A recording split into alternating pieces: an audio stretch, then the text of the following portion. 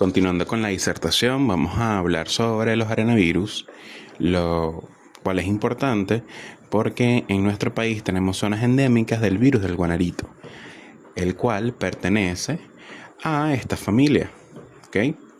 Entonces, bueno, si bien los arenavirus pertenecen a la familia Arenaviridae, ellos fueron descubiertos en 1933 con la aparición de un virus que causaba meningitis y lo denominaron linfocoriomeningitis, ¿ok?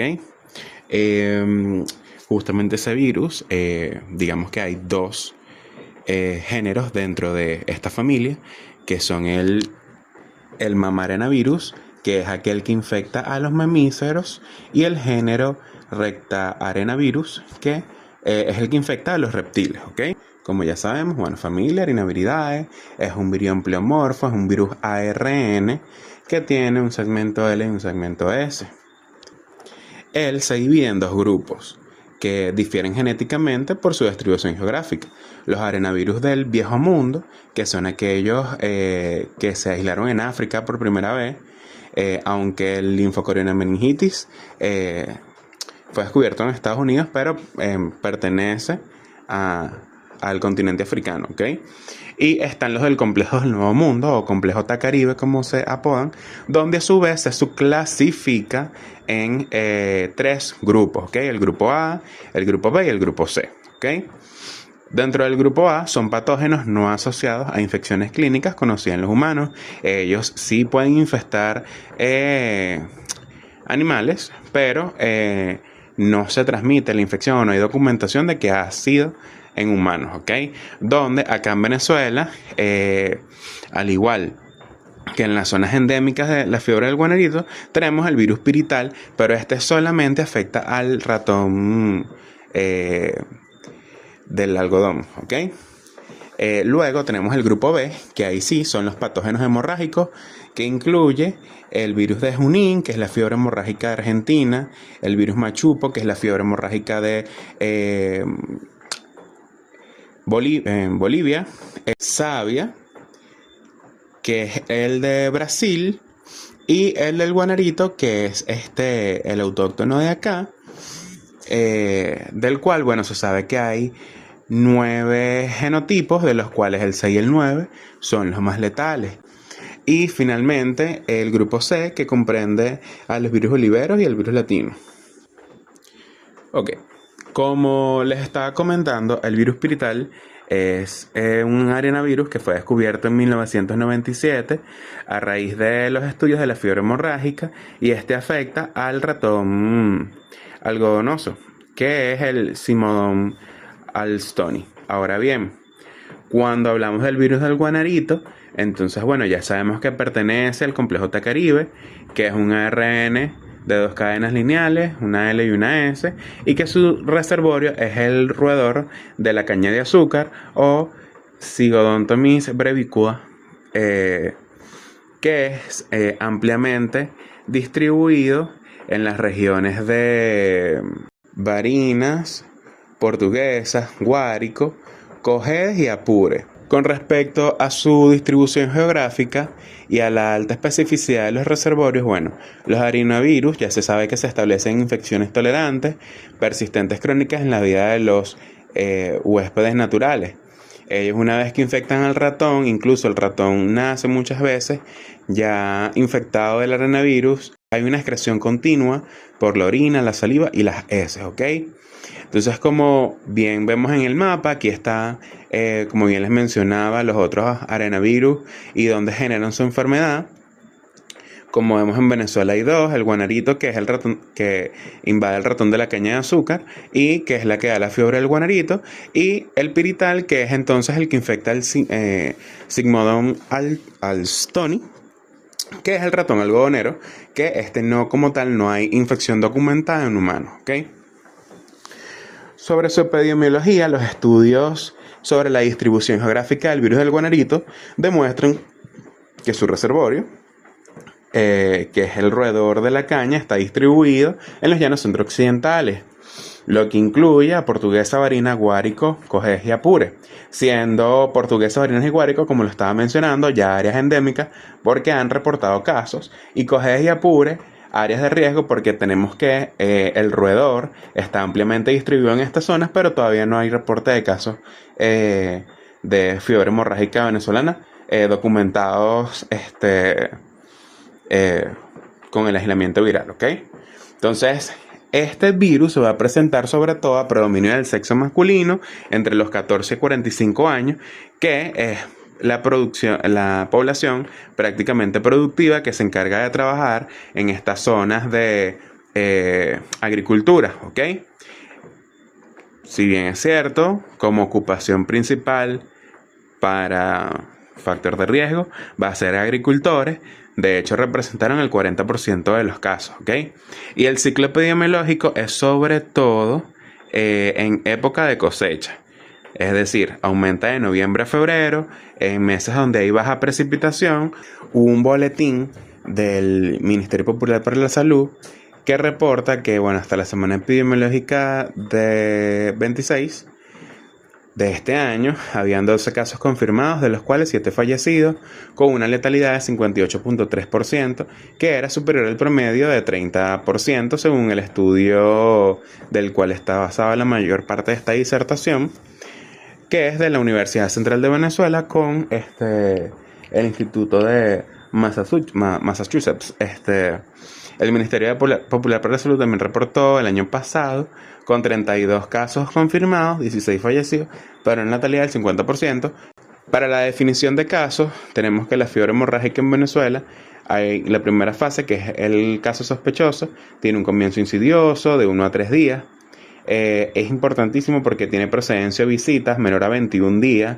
Súper importante porque puede haber un tiempo prodromo de hasta 21 días, ¿ok? A zonas endémicas y riesgo, es decir, a las que ya hablamos: Barinas, Portuguesa, Guárico o incluso Cogés y Apure, ¿ok? Síntomas como fiebre, malestar general, cefalea, mialgias, artralgias, vómitos, diarrea. Y en los laboratorios vamos a ver que hay leucopenia y trombocitopenia leve, ¿ok? En la segunda fase, que ya estamos hablando entonces de un caso probable, la evolución a partir del cuarto día, hay signos hemorrágicos como petequias, equimosis, gingivorragia y epictasis. El signo clínico va a ser el dolor abdominal, que generalmente se describe en hipogastrio e hipocondrio derecho por la afectación hepática, ¿ok? Y alteraciones neurológicas por agitación, irritación, temblor fino en extremidades. En los laboratorios se va a observar leucopenia y trombocitopenia acentuadas, ¿ok? Hablamos ya, generalmente, bueno, se presenta de manera insidiosa, pero puede haber una presentación que es mucho más florida, que es la evolución tórpida. Y es ese paciente que no pasó por ninguna de las dos fases anteriores, sino que llega de una vez en sangramiento profuso, ya sea epictasis por la nariz, en sitios de venopunción o inclusive a través de las encías, distrés respiratorio, taquipnea, hematemesis o melena. La hematemesis es vómito con sangre y la melena es evacuaciones con sangre, ¿ok? Y convulsiones tónico-clónicas, estupor, coma y hasta posible fallecimiento, ¿ok? Muy bien, ahora ya sigue entrando sobre la definición de casos. Entonces, un caso sospechoso va a ser ese paciente que comenzó con un cuadro febril indeterminado, que es residente o que fue de visita en un área rural endémica, ya sea Portuguesa, Barinas o Guárico, o riesgo, como les comenté, en Apures Ojeda, que lo haya visitado en esos 21 días, ¿ok? O que sea residente de allí. ¿Cuál va a ser nuestra conducta a seguir? En un consultorio popular generalmente le damos seguimiento clínico durante 48 horas del inicio de la fiebre para observar la persistencia, el patrón, si es un patrón persistente, si es un patrón recurrente, si es de difícil manejo y si aparecen otros síntomas, ¿ok? Ya cuando estamos en la red hospitalaria, ese paciente se evalúa la condición clínica y laboratorio diariamente por una semana. Igual más adelante hay una diapositiva donde están las recomendaciones que vamos a seguir y los paraclínicos que vamos a pedir, ¿ok? Hablamos de un caso probable entonces cuando el paciente es de un área rural endémica o ha visitado esos 21 días y que tiene manifestaciones hemorrágicas como gingivorragia, epictasis, petequia, equimosis, melena o hematemesis, donde haya también laboratorios que prueben leucopenia y trombocitopenia marcada, ¿ok? Nuestra conducta a seguir, ya más adelante vamos a conversar sobre eso, ¿ok? Como pueden ver aquí en el siguiente gráfico, estos son los signos que podemos encontrar en la enfermedad y los porcentajes. Como podemos ver, la trombocitopenia, la leucopenia y la fiebre está en un 100%, seguido de hemorragia, deshidratación y síntomas más en específicos como la faringitis, el estupor, la linfo, adenopatías, petequias y convulsiones, ¿ok? Si ahora comparamos los síntomas, vamos a ver que en el 100% está el malestar general, seguido de la somnolencia, la cefalea, el dolor abdominal, que se describe más que todo en epigastrio y hipocondrio derecho, como les había comentado, las artralgias, los vómitos, la diarrea, la tos, el dolor lumbar y el dolor torácico, ¿ok? Vamos ahora a hablar sobre su fisiopatología. Una vez que el virus ingresa en el huésped, es decir, en el humano, los macrófagos y los neutrófilos, ¿ok?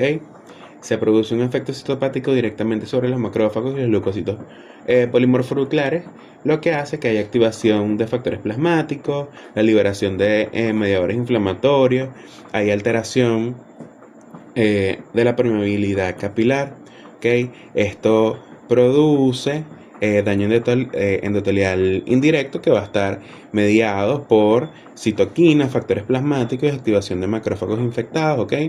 Produciendo fuga capilar, edema, hipotensión, hemorragias y shock hipovolémico, ¿ok? Ok, con respecto al diagnóstico. Es una enfermedad clínica epidemiológica donde nosotros tenemos que sospechar que el paciente es de un área rural o que visitó las zonas de riesgo o las áreas endémicas, ¿ok? Entonces siempre hay un criterio geográfico y ocupacional, ¿ok? Ocupacional porque, como ya hablamos, generalmente se manifiesta en agricultores. Sin embargo, si una persona tiene los síntomas y estuvo en estas áreas, igual no podemos descartarlo, ¿ok? Se produce aislamiento viral, ¿ok? Esto generalmente se hace muestras de sangre entre los días 1 a 10, ¿ok? Se puede hacer un cultivo en células BRO6 o por inmunofluorescencia indirecta con anticuerpos monoclonales, que es un método de diagnóstico bastante confiable. Es muy importante que a la hora de tomar la muestra la persona tenga todo su equipo de bioseguridad, que manipule la muestra de manera adecuada. Esta muestra generalmente se debe refrigerar alrededor de los menos grados 4 centígrados. Debe enviarse a el Instituto de Higiene. Otra técnica que se puede aplicar es el RT-PCR, donde bueno, hay una ampliación parcial del ARN viral y este es el gol estándar, ¿ok? Inclusive, bueno, desde el día 1. Y bueno, la serología, que estas consisten en, bueno, IgG y IgM, que son mediadores inmunológicos que se activan ante la infección. El IgM es de fase aguda, el IgG pasada. Sin embargo, bueno, ellas tienden a positivizarse después de los días 5 de infección, ¿ok? Y generalmente se suele hacer una muestra seriada de los días 5, 7, 10, 15, 40 y 70. Ok, como estábamos comentando, ante un caso sospechoso, sobre todo un caso donde ya hay epictasis, o sea, un sangrado activo, ¿ok? Se debe hospitalizar al paciente, hacerle notificación obligatoria, ¿ok? La notificación epidemiológica, llenar la ficha. Y generalmente, esta es la batería de paraclínicos que nosotros tenemos que solicitar. Una BCG y una rayos X de tórax al ingreso. Vamos a hacer seguimiento diario del recuento paquetario, PT, PTT, ¿ok? La hematología completa cada 48 horas, a menos que el sangrado sea profuso y no veamos mejoría desde el ingreso, se puede también tomar diariamente, ¿ok? TGO y TGP, que son función hepática, la vamos a pedir cada 48 horas, igual que las proteínas totales y fraccionadas, la urea y creatinina para evaluar funcionabilidad renal, glicemia, bilirrubina y uroanálisis, ¿ok? Cada 48 horas. También deben solicitarse si hay dolor abdominal muy intenso, un ultrasonido abdominal para descarte de líquido libre en cavidad, ¿ok? Y gasometría arterial si se requiere, sobre todo si es un paciente en el que ya estamos en contexto de shock, ¿ok? Con respecto al tratamiento, siempre vamos a tratar los síntomas, ¿ok? Vigilando muy bien, si hay que corregir tiempos de coagulación, para eso se necesita entonces evaluar si amerita hemoderivados, ya sea concentrado globular, plasma fresco congelado, plaquetas, ¿ok? Muy importante el esquema de hidratación en estos pacientes. Son pacientes que se deben mantener vigilados con frecuencia cardíaca, temperatura, para identificar bien el patrón de la fiebre y poder plantear una terapéutica adecuada. La hidratación es la base, ¿ok? Sin embargo, bueno, se sabe que la interacción terapéutica antiviral es con la ribavirina, la cual es un antiviral que funciona básicamente inhibiendo la síntesis de buenos sinfosfatos, lo que inhibe a la enzima del ARN mensajero. Entonces se inhibe el ARN vírico y también la ARN polimerasa, ¿ok? Está descrito que utilizarla disminuye la mortalidad del arenavirus de un 50 a un 5%. Y esto se comprobó, bueno, en patologías como la fiebre lasa, que fue la más estudiada en África, ¿ok? Tiene actividad in vitro demostrada contra el junín y el guanarito, perdón. Se describe en el protocolo que si es intravenosa, sea una dosis inicial de 1 gramo, luego se mantiene un mantenimiento 4 días de 1 gramo diario fraccionado en 4 dosis y un mantenimiento de 5 a 10 días con la mitad de la dosis diaria durante 6 días, ¿ok? Para completar 10 días de tratamiento. Y si es vía oral, se establece una dosis inicial de 2 gramos y luego 10 días de 1 gramo diario fraccionado en 3 dosis durante 10 días, ¿ok? Finalmente, bueno, lo más importante, ¿qué hacer o cómo evitarlo?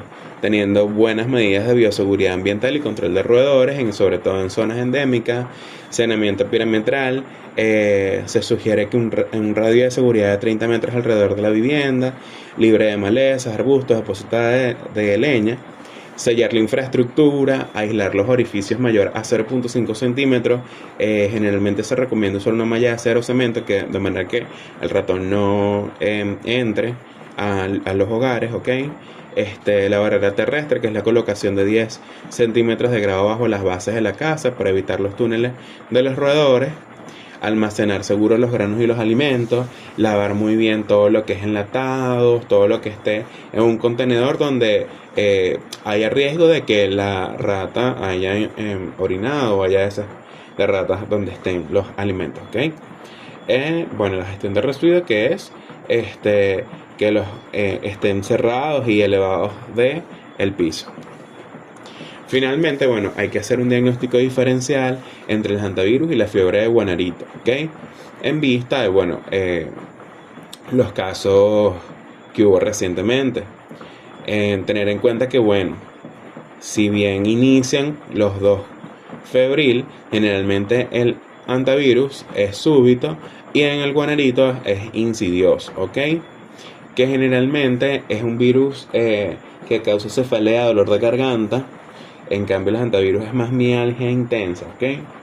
Si bien su foco de complicación en ambos es la shock y la muerte, en el hantavirus es por la parte respiratoria y en la fiebre del guanarito es más hemorrágico y neurológico, ¿ok? Entonces, pendiente. Los signos específicos van a ser en el hantavirus la taquicardia, la hipotensión, el shock cardiogénico en pocas horas, ¿ok? Sobre todo mucha dificultad respiratoria. En el fiebre de guanarito, entonces dolor abdominal intenso, la deshidratación y las hemorragias. Las hemorragias pendientes. El reservorio, a pesar de que ambos se transmiten por roedores silvestres. Ya sabemos que, bueno, generalmente el antivirus es por el ratón del algodón o la rata rosera. Ya sabemos que el guanarito es a través del ratón de la caña de azúcar, ¿ok? Y bueno, en los laboratorios, si en ambos hay leucopenia y trombocitopenia, generalmente en antivirus vamos a ver hemoconcentración y linfocitos atípicos, y en fiebre de guanarito vamos a ver elevación significativa de las transaminasas, ¿ok? De los tiempos de coagulación, y la trombocitopenia y la leucopenia suelen ser más marcadas. Bueno, hasta acá llegó la clase, espero haya sido de su agrado. Ante antivirus igual hay que tener como diagnóstico diferencial la fiebre del guanarito, y antes la fiebre del guanarito a su vez otras manifestaciones, otras enfermedades que debuten con fiebre hemorrágica, muy pendiente del dengue. Si tenemos un dengue que no ha evolucionado bien, sino que la evolución ha sido tórpida, y que además es de una persona que habita en estas áreas de riesgo o áreas endémicas, pensar siempre en guanarito, ¿ok? Bueno, feliz noche. Espero le haya sido de su agrado.